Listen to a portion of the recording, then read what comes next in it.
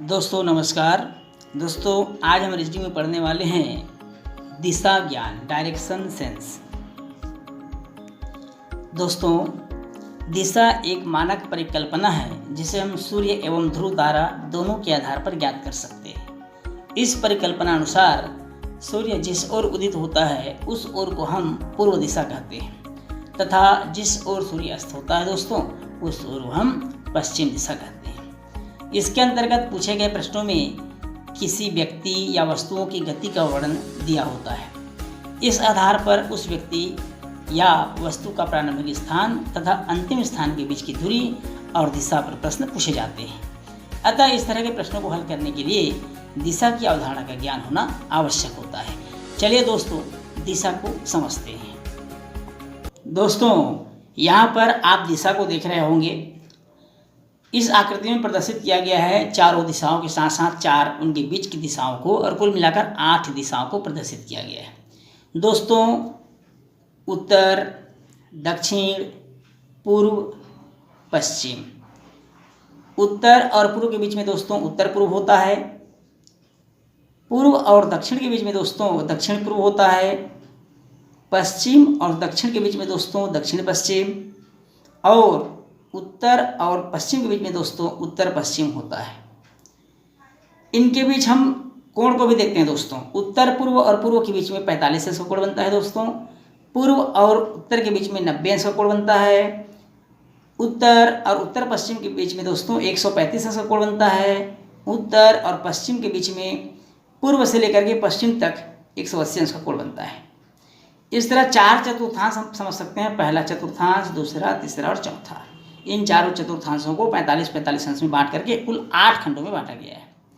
इस तरह से हम पूर्व से जब चलना प्रारंभ करते हैं दोस्तों, पूर्व से जब हम चलना प्रारंभ करते हैं तो पूर्व से अगर हम उत्तर तक पहुंचते हैं तो हम 90 अंश का कोण तय कर लेते हैं दोस्तों। उत्तर से हम पश्चिम तक चलते हैं तो भी हम 90 अंश का कोण तय कर लेते हैं दोस्तों। पश्चिम से दक्षिण तक चलते हैं तो भी 90 अंश का कोण तय कर लेते हैं और दक्षिण से पूर्व तक चलते हैं दोस्तों तो भी हम 90 अंश का कोण तय कर लेते हैं। इस तरह से 90 90 90 9 चौक 36 360 अंश का पूरा कोण हम एक राउंड में तय कर लेते हैं। तो इस तरह से ये तो हुआ दोस्तों दिशा का ज्ञान। इसमें एक चीज़ और समझेंगे दोस्तों, किसी दिशा में दाईं ओर मुड़ने का मतलब है कि उस दिशा से घड़ी चलने की दिशा में 90 अंश मुड़ना, दाईं ओर। जैसे मान लीजिए आप यहाँ खड़े हैं और दाईं ओर मुड़ रहे हैं, इसका मतलब है कि आप उत्तर से पूर्व की ओर 90 अंश घूम गए। यदि किसी दिशा से बाईं ओर मुड़ने का मतलब है, यहाँ से आप बाईं ओर मुड़ रहे हैं, उत्तर से आप इस तरह बाईं ओर मुड़ रहे हैं तो आप पश्चिम दिशा की ओर मुड़ रहे हैं दोस्तों। इसका मतलब हुआ कि उस दिशा में चलने की विपरीत दिशा में 90 अंश घूमना। तो यहाँ अगर हम रहें और ऐसे घूम जाएँ तो पुनः 90 अंश घूम जाएंगे। बाईं ओर घूमेंगे तो भी 90 अंश और दाईं ओर घूमेंगे तो भी 90 अंश ही हम समझेंगे। चलिए दोस्तों इसको सरल तरीके से समझते हैं। दोस्तों यहाँ देखिए एक बालक पूर्व दिशा की ओर हाथ जोड़े खड़ा हुआ है। इसका मतलब है उसका मुख जो है सूर्य की ओर है और सूर्य की ओर होने का मतलब है उसका मुख पूर्व दिशा की ओर है। तो इससे आप समझ सकते हैं कि अगर उसका मुख पूर्व दिशा में है तो निश्चित रूप से उसके पीछे पश्चिम दिशा होगी, ऊपर दक्षिण होगी और नीचे उत्तर होगा। चलिए इसको और सरल तरीके से समझते हैं। इस एंगल में दोस्तों आपको स्पष्ट समझ में आ रहा होगा, अगर पूर्व दिशा की ओर मुख करके खड़ा है देखिए तो उसके पीछे इस तरफ होगा पश्चिम होगा दोस्तों, बाईं ओर उत्तर होगा दोस्तों और दाईं ओर दक्षिण होगा दोस्तों। सूर्य की ओर अगर हम मुख करके खड़े हैं दोस्तों तो हमारे सामने पूर्व होगा, हमारे पीछे पश्चिम होगा, हमारे बाईं ओर उत्तर होगा दोस्तों और दाईं ओर दक्षिण होगा। तो इस तरह से हमको दिशा का ज्ञान हो जाता है। दोस्तों दिशा संबंधी प्रश्नों में दिशाओं के साथ साथ दूरियां भी पूछी जाती है। इस तरह के प्रश्नों को हल करने में हमें पाइथागोरस प्रमेय की आवश्यकता होती है। इसकी आवश्यकता हमें तब होती है दोस्तों जब चली गई दूरी का आरेख समकोण त्रिभुजाकार बनता है और हमें विकर्णवत दूरी ज्ञात करनी पड़ती है। अर्थात हम कह सकते हैं दोस्तों समकोण त्रिभुज में कर्ण का वर्ग अन्य दोनों भुजाओं के वर्गों के योग के बराबर होता है। आप देख सकते हैं यहाँ दोस्तों एक समकोण त्रिभुज बना हुआ है, यहाँ लंब, कर्ण और ये आधार है दोस्तों। पाइथागोरस प्रमेय कर्ण का वर्ग अन्य दोनों भुजाओं अर्थात लंब और आधार के वर्गों के योग के बराबर होता है दोस्तों। तो इस तरह से ये हुआ पाइथागोरस, जिससे हम ये विकर्णवत दूरी भी ज्ञात कर सकते हैं, लंबवत दूरी भी ज्ञात कर सकते हैं, आधार भी ज्ञात कर सकते हैं, बशर्ते इनमें से कोई दो मान दिया गया हो। तो इसकी भी आवश्यकता हमको डायरेक्शन सेंस में पड़ता है दोस्तों। अब चलते हैं कुछ महत्वपूर्ण उदाहरणों की ओर, जिससे हम दिशा को अच्छे से समझने का प्रयास करते हैं। चलिए दोस्तों, उदाहरण नंबर 1। पहला क्वेश्चन है दोस्तों, विजय उत्तर की ओर जा रहा है। ध्यान से समझेंगे दोस्तों, विजय उत्तर की ओर जा रहा है, उसके बाद वह दाएं मुड़ता है और फिर दाएं मुड़ता है, फिर बाएं मुड़ता है और फिर बाएं मुड़ता है। आप यह बताएं विजय अब किस दिशा में जा रहा है। दोस्तों एक बार और सुनेंगे प्रश्न को। विजय उत्तर की ओर जा रहा है, उसके बाद वह दाएं मुड़ता है, फिर दाएं मुड़ता है, फिर बाएं मुड़ता है और पुनः बाएं मुड़ता है। आप यह बताएं कि विजय अब किस दिशा में जा रहा है। 4 ऑप्शन है दोस्तों, उत्तर, दक्षिण, पूर्व और पश्चिम। चलिए दोस्तों, किस दिशा में जा रहा है इसका हम पता लगाते हैं। सबसे पहले प्रश्न में देखिए, विजय उत्तर की ओर जा रहा है, तो एक आप मूल स्थान या प्रारंभिक स्थान मान लीजिए दोस्तों। मान लीजिए हमने इसको प्रारंभिक स्थान मान लिया। यहाँ से वो चलना प्रारंभ कर रहा है, उत्तर दिशा की ओर जा रहा है, मतलब ऊपर की ओर जा रहा है, क्योंकि आपको पता है उत्तर, दक्षिण, पूर्व, पश्चिम इस तरह से होता है दोस्तों। ये ऊपर की ओर जा रहा है, उत्तर की ओर जा रहा है का मतलब है ऊपर की ओर जा रहा है। फिर यहाँ से क्या करता है दोस्तों, यहाँ से वह प्रश्न में लिखा है दाएं मुड़ता है, अर्थात इस तरफ मुड़ जाता है, इस तरफ मुड़ जाता है दोस्तों। इसके बाद फिर दाएं मुड़ता है दोस्तों, यहाँ आता है, फिर यहाँ से दाएं मुड़ जाता है दोस्तों। दाएं मुड़ने के बाद यहाँ आने के बाद वो बाएं मुड़ता है, तो इस तरह से मुड़ जाएगा। बाएं मुड़ने का मतलब है इस तरह से मुड़ जाता है। अब इस तरह से मुड़ने के बाद पुनः प्रश्न में बोला है कि फिर दाएं मुड़ता है, इस तरफ मुड़ जाएगा ऐसे। अब ये अंतिम स्थिति होगी दोस्तों, यहाँ पहुँच चुका है वो। अब आप देखिए उसका मुख किस दिशा में है, उत्तर दिशा में है। इसका मतलब हम कह सकते हैं कि वह अभी उत्तर दिशा में जा रहा है। किस दिशा में जा रहा है दोस्तों, उत्तर दिशा में जा रहा है। तो इसका सही आंसर होगा ऑप्शन ए। कौन सा उत्तर होगा दोस्तों, ऑप्शन ए। तो आपको ऊपर की ओर जा रहा है, फिर यहाँ से वो कैसे मुड़ जाता है एक बार और समझेंगे। दाएं मुड़ता है, यहाँ से दाएं मुड़ जाता है इस तरह से, फिर आने बाद फिर यहाँ से दाएं मुड़ जाता है दोस्तों, फिर यहाँ से बाएं मुड़ता है, पुनः बाएं मुड़ता है और अंतिम स्थिति में पहुँच जाता है। और ये जहाँ पहुँचा है अर्थात जिस ओर जा रहा है वह है उत्तर दिशा की ओर। तो इसका सही आंसर होगा दोस्तों ऑप्शन ए, उत्तर दिशा। चलते हैं दोस्तों अगले प्रश्न की ओर। दोस्तों चलते हैं अब अगले उदाहरण की ओर। अगला उदाहरण है दोस्तों, शंकर अपने विद्यालय से 4 किलोमीटर सीधे चलता है, उसके बाद वह दाईं ओर मुड़ जाता है और 3 किलोमीटर चलता है। पुनः वह अपने घर पहुंचने के लिए दाईं ओर मुड़कर 2 किलोमीटर चलता है। यदि उसका घर विद्यालय से दक्षिण पूर्व दिशा में स्थित है, तो शंकर ने विद्यालय से किस दिशा में चलना प्रारंभ किया था। ऑप्शन है दोस्तों, उत्तर, दक्षिण, पूर्व और पश्चिम। आपको बताना है कि शंकर ने विद्यालय से किस दिशा में चलना प्रारंभ किया था। तो प्रश्न आप लोगों ने देख लिया होगा दोस्तों। चलिए इसको हल करते हैं। दोस्तों दिशा तो आप समझ ही गए होंगे, ये इस तरह से, ये उत्तर है दोस्तों, ये दक्षिण है, ये पूर्व है दोस्तों और ये पश्चिम है। अब प्रश्न अनुसार दोस्तों, शंकर अपने विद्यालय से 4 किलोमीटर सीधे चलता है। मान लीजिए उसका विद्यालय यहाँ पर स्थित है, हमने मान लिया ये उसका विद्यालय है दोस्तों, और यहाँ से वो चलना प्रारंभ करता है। 4 किलोमीटर पहले चलता है। कितने किलोमीटर चलता है वो, 4 किलोमीटर। उसके बाद वह दाईं ओर मुड़ जाता है। यहाँ आने के बाद दोस्तों वो अब दाईं ओर मुड़ जाता है, ये इस तरह से दाईं ओर मुड़ जाता है दोस्तों। दाईं ओर मुड़ने के बाद वह 3 किलोमीटर चलता है। कितने किलोमीटर चल रहा है दोस्तों, 3 किलोमीटर। 3 किलोमीटर चलने के बाद वो यहाँ पहुँच जाता है, ये इस तरह से यहाँ पहुँच गया। 3 किलोमीटर चलने के बाद पुनः वो अपने घर पहुँचने के लिए दाईं ओर मुड़कर 2 किलोमीटर चलता है। यहाँ से वो 2 किलोमीटर चलता है, यहाँ से वो दाईं ओर मुड़ गया, 2 किलोमीटर चलता है। 2 किलोमीटर चलने के बाद यहाँ पहुँच गया। अब प्रश्न है, उसका घर विद्यालय से दक्षिण पूर्व दिशा में स्थित है। दक्षिण पूर्व दिशा दोस्तों, ये दक्षिण है और ये पूर्व है। दक्षिण पूर्व दिशा में स्थित है, दक्षिण पूर्व दिशा में स्थित है। तो बताइए शंकर ने विद्यालय से किस दिशा में चलना प्रारंभ किया था, ये हमारा प्रश्न था। अब दक्षिण पूर्व दिशा, ये उसका विद्यालय है दक्षिण पूर्व दिशा, और यहाँ वो पहुँचा है। यहाँ वह पहुँचा है। इसका मतलब दोस्तों वह किस दिशा में है? अभी किस दिशा से चलना प्रारंभ किया था दोस्तों? पूर्व दिशा। किस दिशा से दोस्तों? पूर्व दिशा। ये सही आंसर होगा पूर्व दिशा। क्या आंसर होगा दोस्तों? पूर्व दिशा। अतः हम कह सकते हैं कि शंकर विद्यालय से पूर्व दिशा में चलना प्रारंभ किया था। दोस्तों अगला प्रश्न है, यदि दक्षिण पश्चिम उत्तर हो जाता है, ध्यान सुनेंगे दोस्तों, यदि दक्षिण पश्चिम उत्तर हो जाता है तो उत्तर पूर्व क्या होगा? 4 ऑप्शन है दोस्तों। ऑप्शन ए उत्तर, ऑप्शन बी दक्षिण, ऑप्शन सी पूर्व और ऑप्शन डी पश्चिम।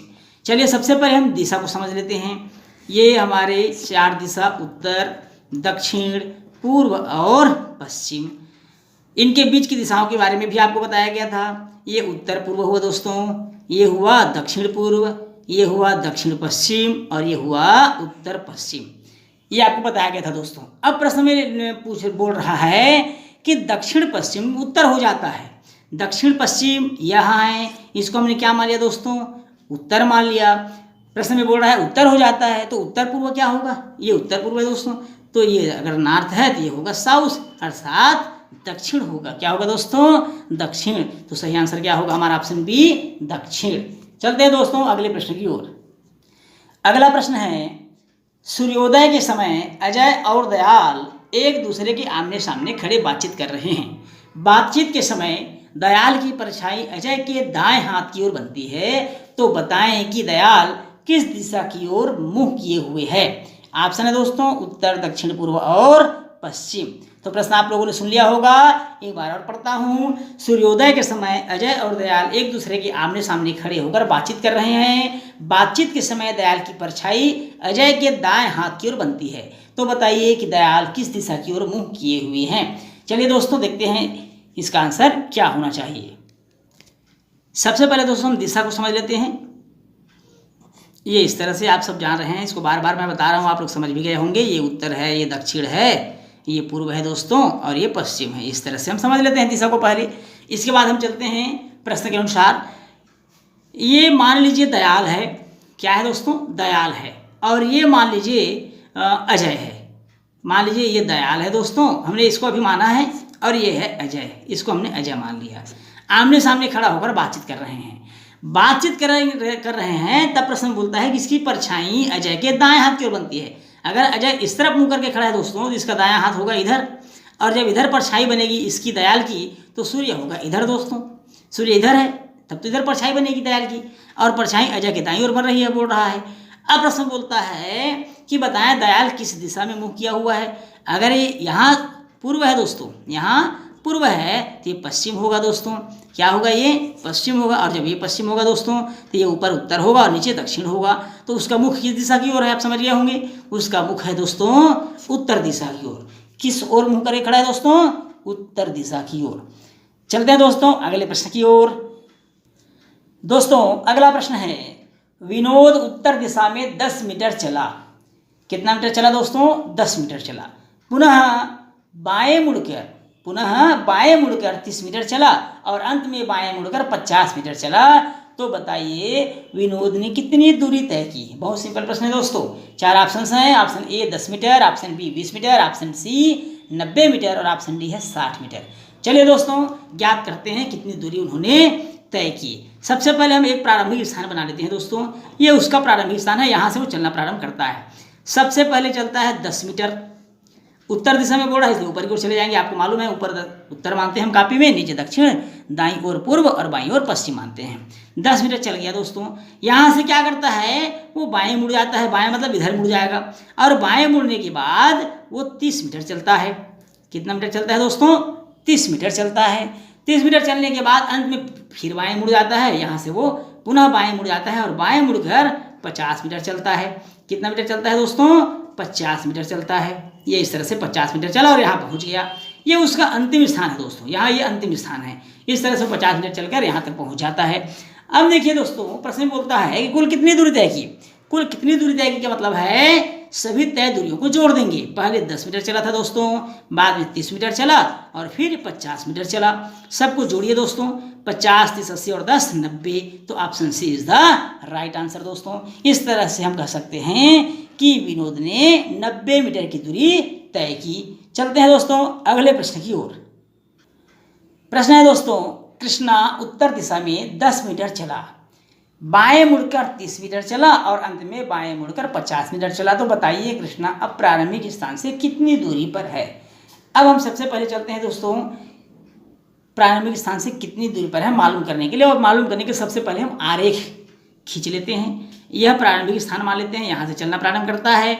सबसे पहले वो उत्तर दिशा में 10 मीटर चलता है, फिर बाएं मुड़ता है दोस्तों, बाएं मुड़कर 30 मीटर चलता है और अंत में फिर यहाँ से बाएं मुड़ जाता है और बाएं मुड़कर 50 मीटर चलता है। वो कितना मीटर चलता है दोस्तों? 50 मीटर। अब पूछ रहा है प्रश्न में दोस्तों कि प्रारंभिक स्थान से वो कितनी दूरी पर है, ये हमको मालूम करना है। प्रारंभिक स्थान से वो कितनी दूरी पर, क्योंकि यहाँ पर पहुँच चुके हैं दोस्तों। अब ये दूरी हमको ज्ञात करना है कि वो कितनी दूरी पर है। इस दूरी को मालूम करने के लिए सबसे पहले देखेंगे, ये इस तरह से इसको मिला दीजिए दोस्तों। अब ये आयत हो गया और आयत की सम्मुख भुजाएं समान होती है। अगर 10 मीटर है दोस्तों तो यह भी 10 मीटर होगा। अब ये टोटल था 50 मीटर, 50 में ये 10 मीटर कम हो जाएगा, 50 में 10 मीटर कम हो गया तो बचे कितने दोस्तों? 40 मीटर। कितना बचा दोस्तों? 40 मीटर। तो ये कितना मीटर है यहाँ पर की दूरी? ये हो गई 40 मीटर। ये हमको सभी दूरियाँ मालूम हो गई। ये 40 मीटर है तो ये 30 मीटर होगा दोस्तों, क्योंकि आयत की सम्मुख भुजाएं समान होती है तो ये भी 30 मीटर हो गया। अब ये लंब हमको, ये देखिए एक समकोण त्रिभुज का निर्माण हो रहा है दोस्तों। यहाँ पर क्या मिल रहा है? एक समकोण त्रिभुज, जहाँ पर हम 40 को लंब मान लें, 30 को आधार मान लें, तो ये हो जाएगा विकर्ण। कर्ण की लंबाई हमको मालूम करना है और कर्ण की लंबाई मालूम करने के लिए आपको बताया गया था पाइथागोरस प्रमेय। और पाइथागोरस प्रमेय क्या है दोस्तों? कि कर्ण का वर्ग बराबर लंब का वर्ग धन आधार का वर्ग। कर्ण का वर्ग मतलब, अब देखिए दोस्तों यहाँ कर्ण कितना है हमको मालूम करना है, नहीं मालूम। कर्ण कितना है नहीं मालूम, इसी दूरी को हमको मालूम करना है। लंब का वर्ग, लंब मान लीजिए हमने 40 माना तो 40 का वर्ग हो जाएगा दोस्तों। धन आधार का वर्ग, आधार कितना है दोस्तों? 30 मीटर। धन 30 का वर्ग हो जाएगा। 40 का वर्ग होता है दोस्तों 4 चौक 1600 हो जाएगा और 3 तिया ये हो जाएगा 30 का वर्ग 900। दोनों को जोड़ेंगे दोस्तों ये हो जाएगा 2500। क्योंकि यहाँ पर हमारे फार्मूला में कर्ण का वर्ग होता है, इसका वर्ग होता है, तो इसका हम ज्ञात कर लेंगे वर्गमूल। क्या ज्ञात कर लेंगे दोस्तों? वर्गमूल। तो 2500 का वर्गमूल कितना होगा दोस्तों? 50। कितना होगा? 50। तो हम कहेंगे दोस्तों कि वह प्रारंभिक स्थान से ऑप्शन डी 50 मीटर की दूरी पर है। कितने मीटर की दूरी पर है दोस्तों? 50 मीटर। दोस्तों यहाँ पर पार्ट 1 खत्म होता है दोस्तों, पार्ट 1 कंप्लीट होता है दोस्तों। आगे के प्रश्नों को हम पार्ट 2 में देखेंगे। दोस्तों अगर यह वीडियो आपको पसंद आया तो आप इस वीडियो को लाइक और शेयर जरूर करिएगा दोस्तों, और हमारे चैनल को सब्सक्राइब करिएगा दोस्तों, ताकि आपको सारे नोटिफिकेशंस सबसे पहले मिलता रहे। तो दोस्तों आज की क्लास में बस इतना ही। धन्यवाद, नमस्कार।